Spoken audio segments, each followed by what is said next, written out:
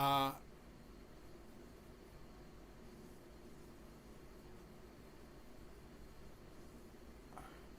the Bristolian. Good to see you, Leon. Nice. Just okay. Just so you know, in case just in case anyone else wants to join.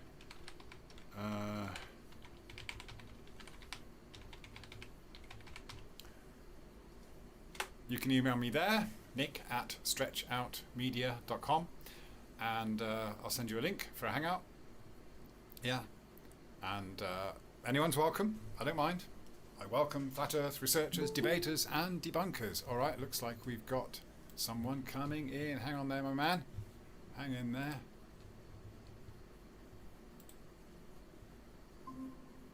Hello. Hello, hello, hello. What ho? How are you? Hey, how's it going? How's it going, fellow researcher, debater, and debunker? Good, thank you. Very good, thank you. I can't remember where you're based. Where are you calling from? I'm on the east coast of the states in Maryland. That's right. Yeah. Okay. Wow. All right. How do I sound? I'm on my car's Bluetooth. Am I okay? Not bad. Not bad. Let me just check with the chat if anyone can tell me whether you're getting the audio through here from Travis, all the way on the other side of the. You almost said the globe. Yeah. So, what's up? This is the first time we've been able to chat, right? Yeah, it's the first time you and I have talked, so I was excited to see you go live, and I'm just wrapping up my morning doing Uber. Okay. So I'm on my way back. I'm on my way back to my apartment, and just thought I'd bug you for the link and just say hi. So yeah. Oh, fantastic! No, great to hear from you, man. How is it being an Uber? I'm enjoying it. I transitioned out of full-time truck driving, which was just not great for my sleep pattern, my health patterns. I wasn't sleeping well, wasn't eating great, had no time when I was finished coming off the road. I was always tired at the end of the week and didn't have any motivation. And so yeah, I've basically tried to simplify a lot of what I did before, and I'm working, basically from 5 to noon and making the money I need to, and then I got the rest of the day to do whatever. So it's going good. Nice place to be, isn't it? Yeah. Are you meeting a lot of people, and are you kind of what's the kind of what kind of mood are you picking up on? I mean, do you get to talk to people? Do they get comfortable having a chat? How does it go usually? Yeah, I'd probably say it's probably about 60-40 for those who are quiet and those who are talkative. I pretty much try to engage in conversation early on just to get a feel, and it's pretty clear when people aren't interested in talking. Okay. But I have had some really, really great conversations across the board, just about everything. A couple of good flat Earth conversations, a couple of good education, history, medicine, law. So great people that are people who are open to having those conversations. They've been really good. So yeah, it's enjoyable. Oh, nice. So would you say that? I mean, in general, people are more awake, waking up, getting more dumbed down, or is it kind of hit and miss? I would say it's probably hit and miss. I had one guy who was a Muslim, and he was asking me, because I wear, if you guys know the channel Good Times for All or Zachary Zavala, if you prefer. Yeah. Yeah. So Zach used to do a show on his channel called Crocheters Corner, or Crochet's Corner, or something like that. So Zach crochets these skull caps that are made out of hemp. Right. You know, they fit on the top of your head, they cover your ears or whatever, but they have. So I wear one of them while I drive, and I've had numerous people ask me if it's the Muslim cap. Okay. Called, but so this guy comes in and he's Muslim, and he goes, "Hey, is that one of those caps?" And I said, "No, I'm not Muslim." And so then we started talking about religion. Mm-hmm. So when I told him my story, he was like really intrigued. He was like on the edge of his seat listening. And he said, "Man, that's really great to listen to somebody who's an open-minded critical thinker." I said, "You think I'm an open-minded critical thinker?" And he goes, "Yeah." I said, "Wait till you hear this."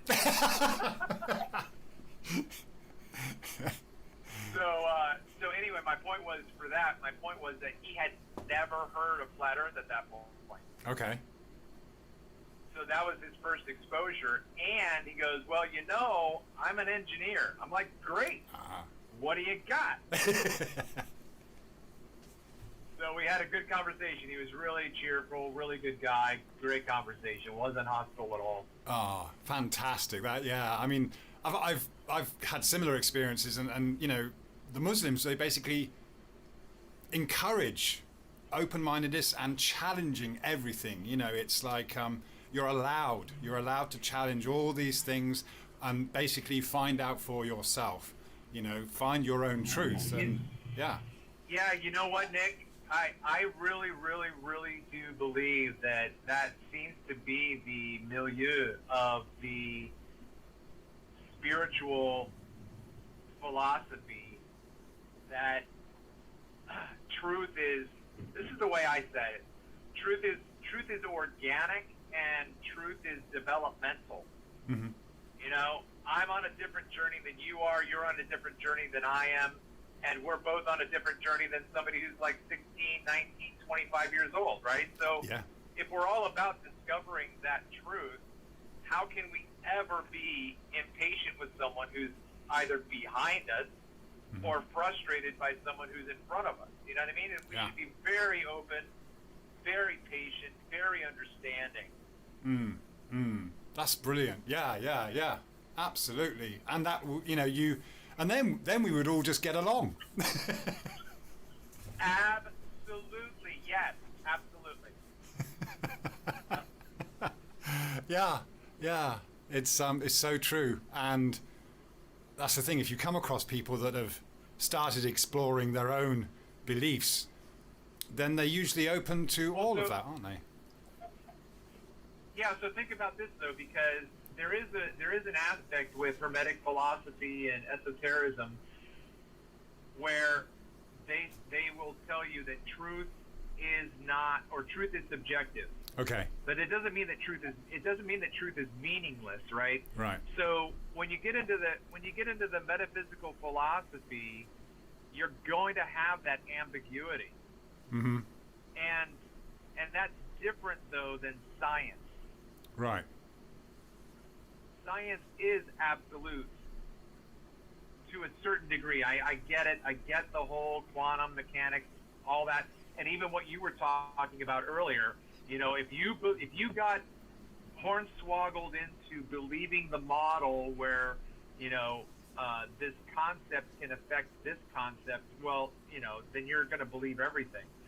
So I mean, I get that ambiguity that exists in the scientific field, but I'm talking about the fact that, like, let's say, Nick, you and I were talking, right? I know the sun is going to come up tomorrow. Nothing's going to stop it. Nothing's going to happen. It's going to come up tomorrow. I know that the moon is going to continue waning until it's new moon in 14 days or however many days that there is left, right? Mm-hmm. That's scientific proof. That's fact. There's no question. Uh-huh. So science is different than philosophy in that sense. You know what I mean? We do Right. have to have a factual precision with science to a certain degree. Right. And then I think we have to be, and so that's what I was going to say. That's like we have to cross T's and dot I's in that field. Uh-huh. But when you get into the metaphysical philosophy, the dotting of the I's and the crossing of the T's can have different placements. Uh-huh. You know what I mean? Yeah. You don't have to cross the T in the same place. You don't have to have the same angle. You don't have the same diameter of dot on the eye. You get what I'm saying? Yeah, it like you say, it's more subjective than an objective truth.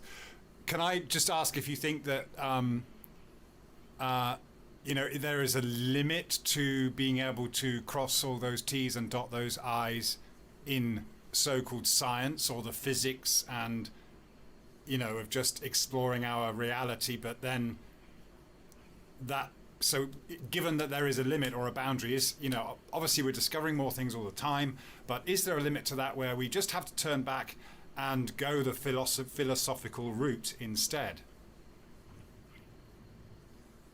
Yeah, I mean that's a really interesting question, and I think that the answer, my best answer is, it is both, and it is both precise and both ambiguous, and I haven't personally been able to delve into the quantum field.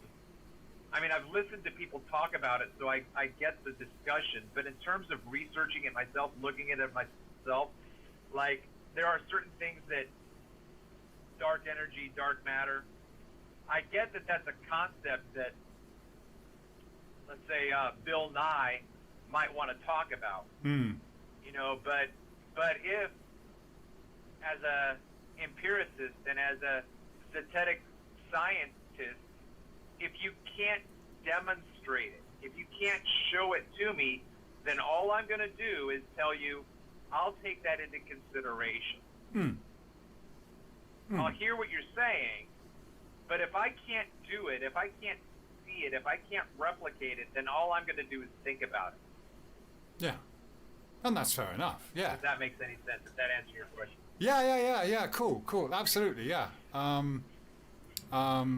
That's it. There is always a crossover, and of course, the advances that we have made in science. I used the royal we there. I haven't done a bloody thing. Oh, yeah, you have, man. Yeah, you have. Don't sell yourself short. Yeah, but this is it. It's like this. I think, we are, all of us, every single one of us, we have that desire for answers, don't we? There's a thirst for knowledge and answers, and absolutely, and that's great. And of course, it's only people, certain individuals that have been so driven in their lives that they've discovered something, they've brought something, from the background to the foreground, and eventually changed the minds of the scientific community, which I suppose is kind of really what we're kind of talking about here, is just that forcing that change, even getting people to contemplate, as you said, take it on board, think about it. No, don't there's no demand for you to believe something, but yeah, take it on board and see how it fits into the big picture. Yeah, absolutely. This is fantastic. It's really fantastic to hear your how you. By the way, people are asking who this is. This is Travis, the Plain Truth. So I think if you've got a thing in the chat, people can click on that and go and check your channel out. But I'm sure a lot of people have already subbed to you anyway. Yeah, I can plug my channel into the chat if that'll work. Yeah. What are you kind of personally looking into, focusing on these days? Well, I'm always keeping in my back pocket the research that I've been doing on my channel, which has to do with refraction and mirage, with relationship to the horizon. Yeah. So my channel primarily is focused on that, but recently I have been looking more and more into spirituality and esotericism and hermetic philosophy, with understanding our spiritual physiology and its relationship to the cosmos, relationship to the zodiac and all of the, you know, Yeah. it's so funny when I listen to these spiritual philosophers talk about our electromagnetic world, Mm. and they totally understand that our world is electromagnetic and that we are electromagnetic, and yet they also then talk out of the other side of their mouth about gravity and all of the pseudoscience that goes along with that. Mm. It's so interesting for me to think about the fact, like, oh man, you're so close because you already know the reality. It's just that you've been given these different categories that have been a repackaging of that reality. So I've been just buying some books that I've seen these guys recommend, and I've been trying to do a lot of reading in those areas. Okay. It gets to that point, doesn't it? Because even, I mean, have you just, I mean, I want to ask you both about both these things, but have you reached any real solid, have you like a one sentence answer for what the horizon actually is? Oh, wow. If I, yeah. Go ahead. No, please, yeah, go on, carry on. No, just I'd like to hear what you've kind of concluded, because I've seen, you know, you are always looking at it. You're always kind of, I mean, you know. I don't think that I've gotten specific about that question that you're talking about, but the simplest answer is the one that's basic enough, and that is it is the apparent optical meeting of the sky and the earth. Wherever that happens, it could be on the terrestrial plane or it could be on the aquatic plane.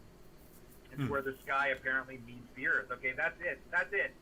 Now, if you want to metaphysic it, you know, if you want to break it down farther than that, I think we can do that. And this is what I have said on my channel, and that is this: the alternative explanation for the apparent obstruction of targets over aquatic distance, such as lighthouses, oil platforms, islands, or distant shorelines.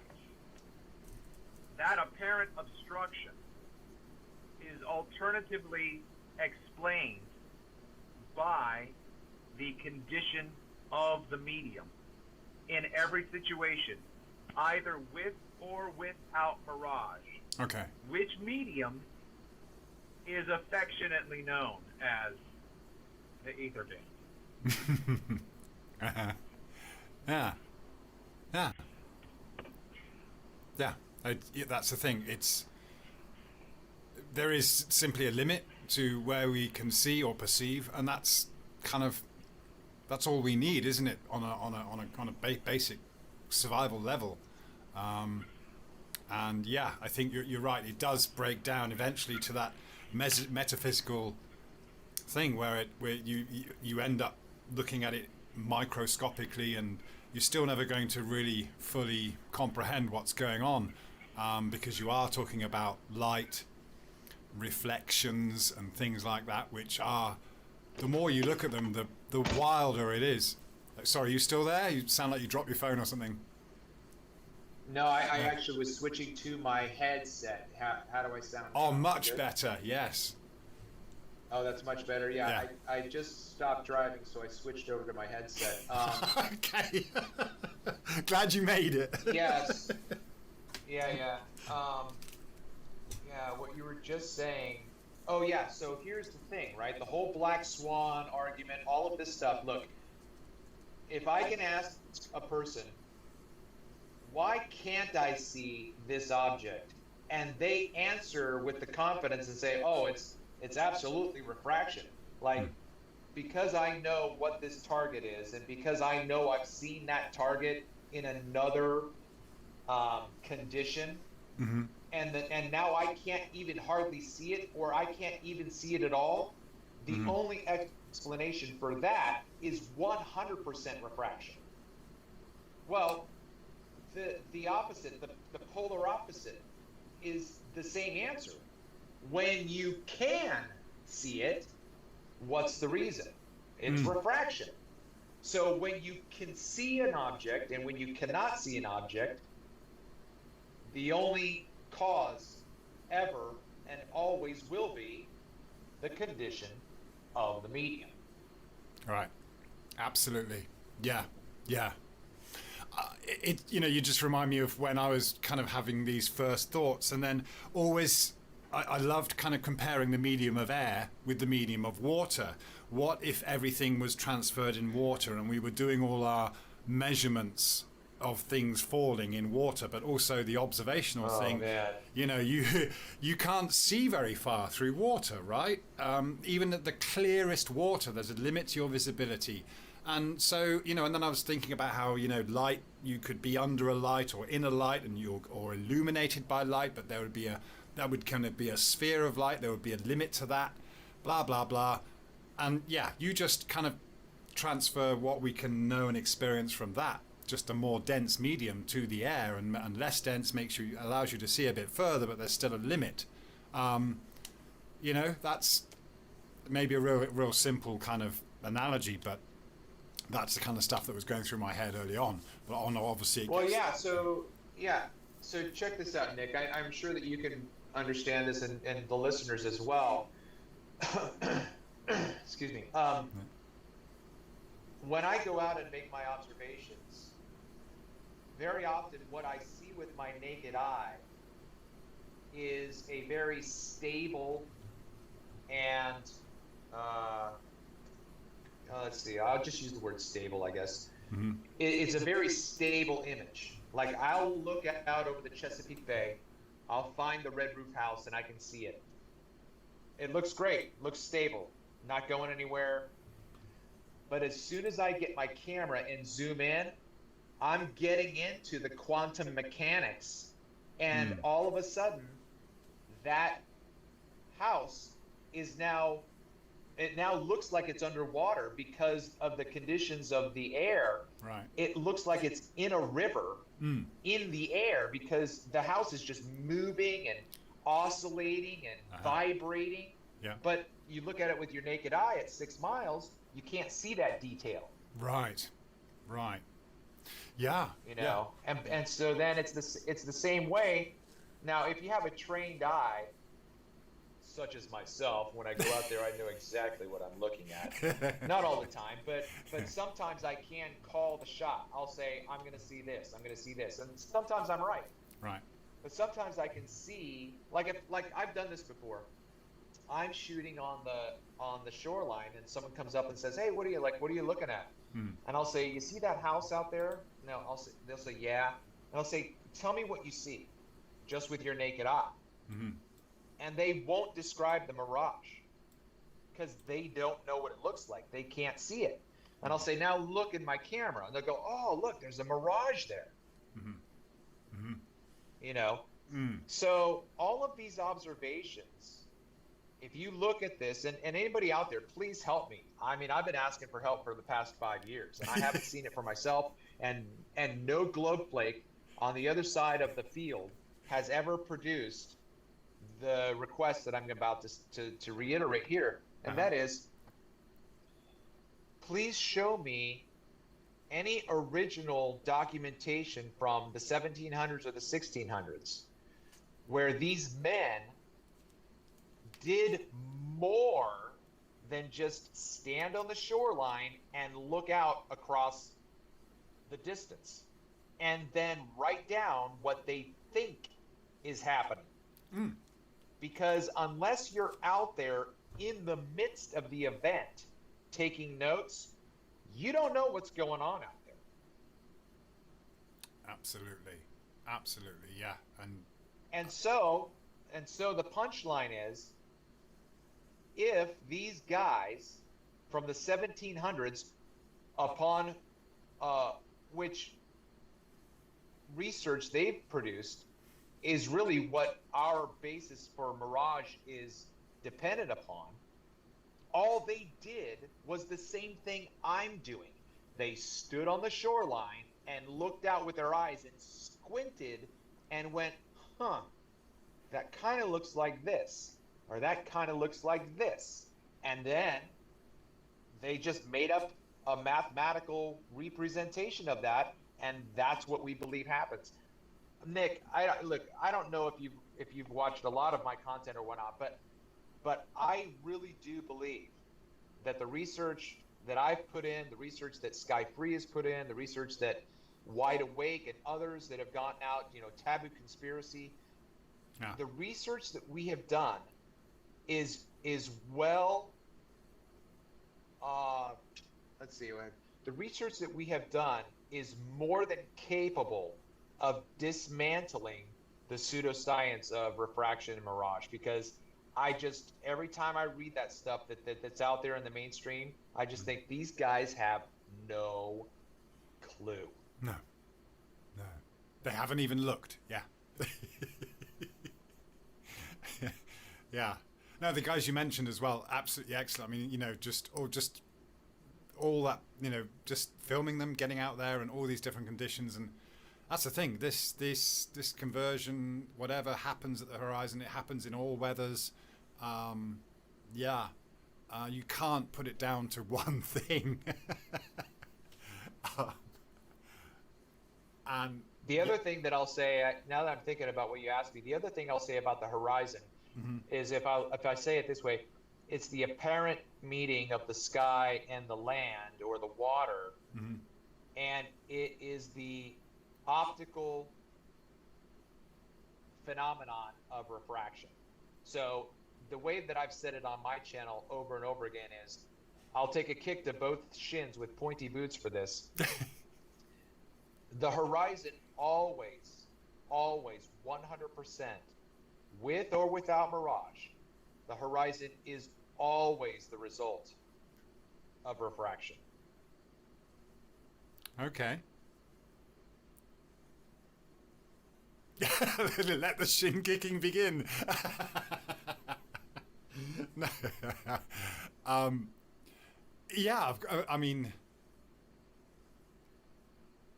do you want to elaborate or? Well, the only thing that I can say is, if a person doesn't have any experience thinking about this or looking at the horizon, that's fine.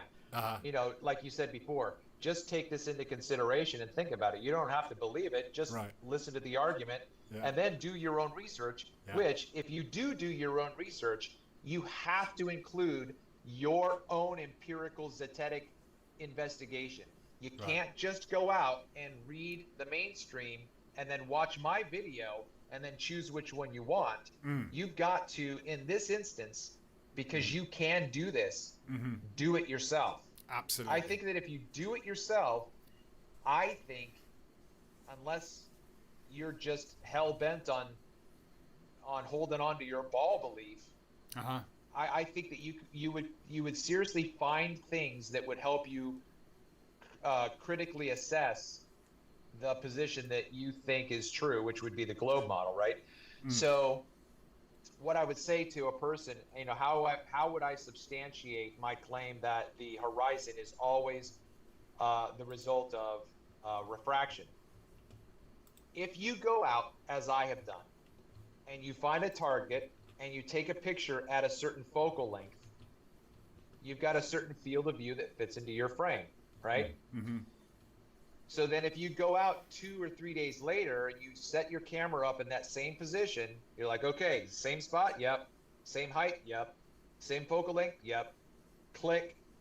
And then the image is different. The only explanation is refraction. Okay, yeah. So the target that you're looking at can be apparently closer to you, farther away from you, higher up in the field of view, or lower in the field of view. Guess what that is? That's three-dimensional space, baby. So how does a fixed physical target change its location? The only answer is refraction. Right. That's it. Yeah. Now imagine, Nick, if we simply went into an elementary, or let's say a middle school, secondary school, and we simply started talking to them about making these observations. I'll pull up a lighthouse. I'll show them the picture of this lighthouse, and I'll say, okay, everybody, look at this lighthouse. Notice everything that's in the picture here. Okay, everybody, yes, yes, Mr. Finley, we see. Okay, yes, yes. Then I show them another picture, and I'll say, what's different about this picture? Now, I won't give them necessarily all the information yet. Mm-hmm. All of the information really is, I have set the camera up in the exact same way I did the first one. Mm-hmm. So then why is there anything different? Like, why does the lighthouse look different? Mm. Why does that tree look different? Mm. Why does that shoreline look different? And then make them figure it out. Right. And Yeah. then if you do that, you've given them the seed that will germinate, hopefully, in the future for them to then go and think critically about the globe model. Yeah. Because that's all you need. Yeah. Yeah. Yeah, yeah, precisely that. It's like, yeah, you can there are conclusions you can reach, but you can't just tell others. They have to go out and look for yourself. And the beauty of all this is that anyone can do that. They can just go and look, and that's all any of us did, right? We got up there, we made the effort to find out for ourselves, and that's that's real science in a way. That's scientific exploration, and yeah, you realize that these ideas, again, this indirect evidence that we're given about the horizon. I mean, the nonsense that they come up with sometimes in defense. Well, so go on. Yeah, so think about that, right? If you think about presenting the information, like I said, if you take 4 or 5 different images of the same target, and they're all 4 or 5 different, they are all different, but the same target, and you allow the students to cooperate together to come up with an answer, but also to evaluate. So like I'll say, okay, Bobby, what do you think is the reason why the lighthouse looks different? And he says, oh, I think it's XYZ. And then I say, okay, Sally, is Bobby correct? Then she'll say no. And I'll say, why not? And I'll ask, and then I'll force her to evaluate Bobby. And then when Sally's done, I'll say, okay, Stephen, is Sally correct? And he'll say yes. And I'll say, why do you agree with Sally? Right. And make them verbalize, right? Yeah. Because you're giving them I'm not telling them what I think. Right. They don't know what I think. Uh-huh. Huh. But that's not what science does. Science says, you see the limit to the horizon? That's Earth curve. They don't ask you in class, what do you think that is? And somebody will imagine this, Nick. Imagine we're in the secondary school and we say, okay, here's a picture here. Why does the water stop? And Bobby says, oh, I think that's refraction, sir. And I'll say, okay, anybody else? Sally, do you think it's refraction? No. What do you think it is? I think it's the curve of the Earth. Oh, really? Okay. So what's your, why would you say that? And then she explains it. I say, okay, now, Tommy, what do you think of Sally or Bobby? Which one are you going to go with? Where's the evidence? How are we going to solve this mystery, everybody? Yeah. Yeah. Get them on it. That's it. Yeah. Yeah. Right? But that's not the way science is given to us in school. No. We're told this is this, that is that, and the knuckleheads back 500 years used to think the Earth was flat. Yeah. Yeah. This is it. I mean, it is a case of looking, and yeah, those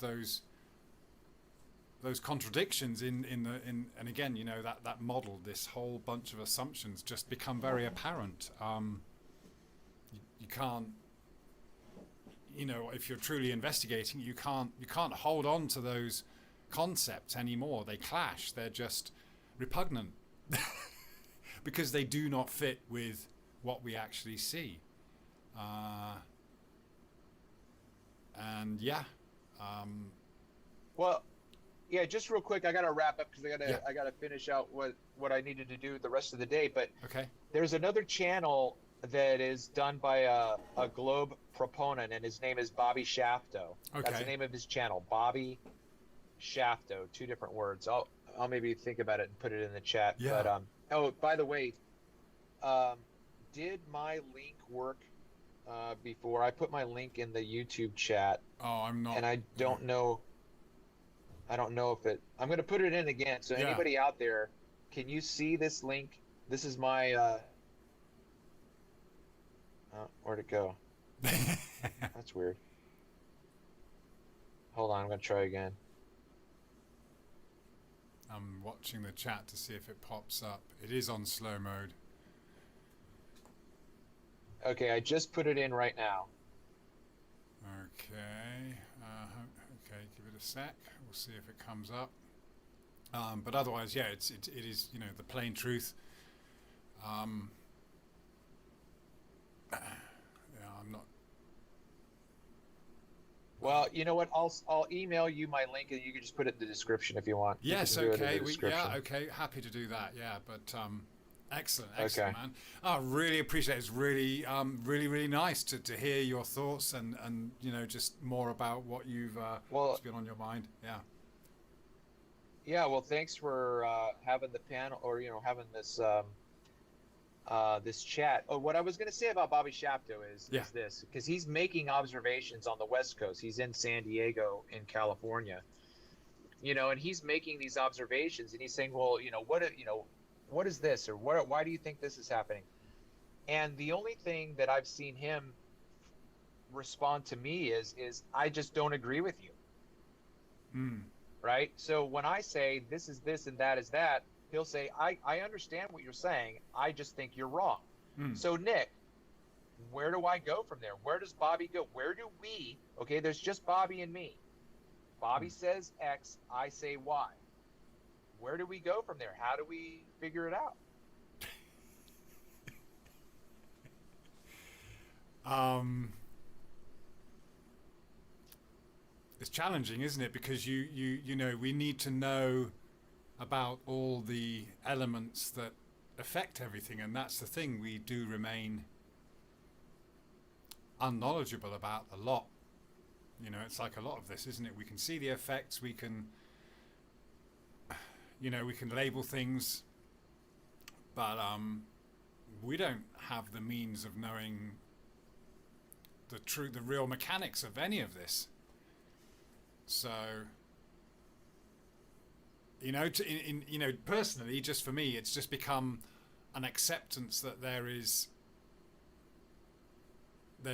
a limit to what we know, but that doesn't stop me exploring and asking questions. But it's like, Uh-huh. you know, like